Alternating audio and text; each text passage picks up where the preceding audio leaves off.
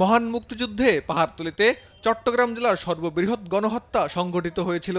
দেশ স্বাধীনের পর বধ্যভূমির একটি গর্তেই পাওয়া গিয়েছিল 1100 মাথার খুলি।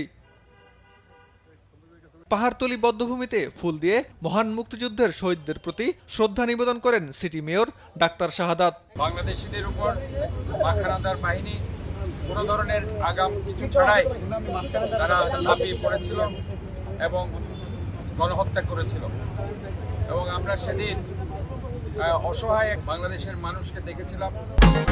প্রাণ লাগছে, খুব খাচ্ছি, আরাম পাচ্ছি।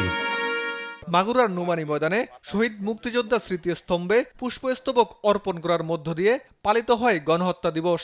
এ সময় সরকারি, বেসরকারি ও বিভিন্ন সামাজিক, সাংস্কৃতিক ও রাজনৈতিক সংগঠনের নেতৃবৃন্দ উপস্থিত ছিল। নাটোরের ফুলবাগান বধ্যভূমিতে পুষ্পস্তবক অর্পণ ও আলোচনা সভার মধ্য দিয়ে পালিত হয়েছে গণহত্যা দিবস। পরে বুধবার সকাল 10টায় জেলা প্রশাসকের সম্মেলন কক্ষে এক আলোচনা সভা অনুষ্ঠিত হয়।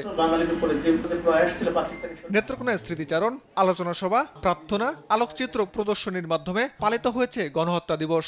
শহরের পাবলিক হল মিলনায়তনে আলোচনা সভায় বীর মুক্তিযোদ্ধারা 25শে মার্চের গণহত্যার আন্তর্জাতিক স্বীকৃতির দাবি করেন। মুক্তিযুদ্ধে কাপাসিয়ার অবদান রচনা প্রতিযোগিতায় বিজয়ীদের মাঝে পুরস্কার বিতরণ করা হয়েছে।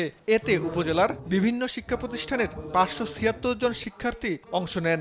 বুধবার সকালে মডিউল কনভেনশন সেন্টারে এই অনুষ্ঠান আয়োজন করা হয়। সীমান্ত বর্ধন, নিউজ ডেস্ক, দেশ টিভি।